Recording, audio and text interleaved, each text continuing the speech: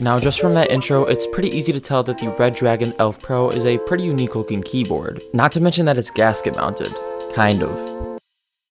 Now, Redragon actually sent this out to me as a review unit, but if you want one of your own or anything else from the Redragon store, make sure to use my code TechProdigy to get 10% off. Links will be in the description. First thing in the box is this little promotional card. Not really much to say, but it's a nice touch. Now, I wasn't too sure on a fully transparent keyboard, but first impressions on this one is it looks and sounds really good. You can use this keyboard in wireless, Bluetooth, or wired, which is what this cable's for. Extra things in the box include 4 spare switches, a keycap and switch puller, as well as a surprisingly helpful instruction manual. Let's get this out of the way to show you guys a little more. Now, this keyboard actually has a lot to offer in terms of functionality, whether that be the legs on the back with 3 adjustable heights, or how about the little slot on the side to store your USB-A wireless adapter. Not to mention the nearly 20 RGB presets, with most of them being even more customizable.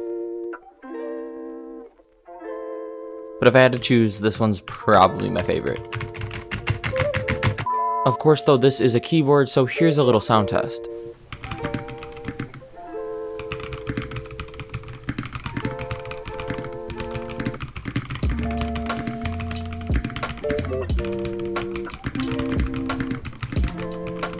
Now, I'm going to be honest with you guys, this is actually my first mechanical keyboard, so I don't have a lot to compare it with, but from my perspective, it sounds pretty good. Something else I did want to touch on is the keycap design. I feel like it's a bit too much, and I wish it was a little more simplistic, but it is a gaming keyboard, so I guess I'll give it a pass. In terms of weight and feel, it actually felt pretty heavy at 2.8 pounds, but that's not a bad thing when you want it to stay planted on your desk. It's got a good side profile too, and the colors pop from pretty much every angle. Here on the left side, we've got our USB-C for wired mode, as well as our slider between Bluetooth and wireless. While there's not much going on in the front, the right side also has a little slot where your USB adapter goes. And while the back is also pretty barren, you're gonna get flip-up feet on both the left and right side. Honestly, I really appreciate this feature because my hands start to kind of cramp up if the keyboard's too flat on the desk. After removing the keycaps, you can actually see that the switches are completely transparent, and Redragon calls them their customized crystal switches. And after removing one, here's what it looks like and sounds like up close.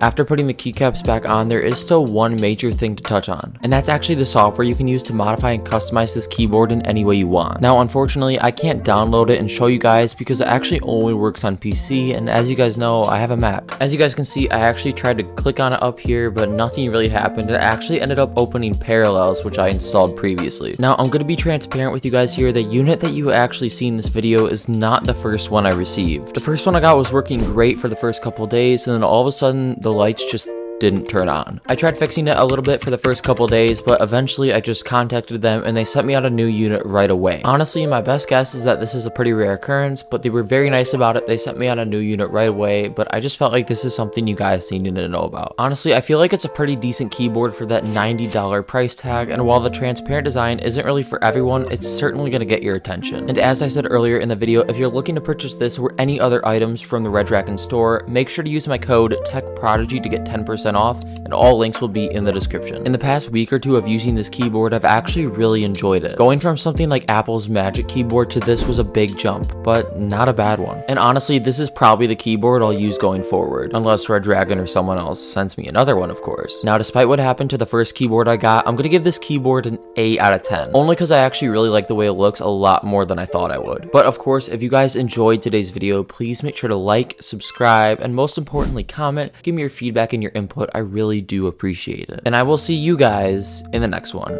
Peace.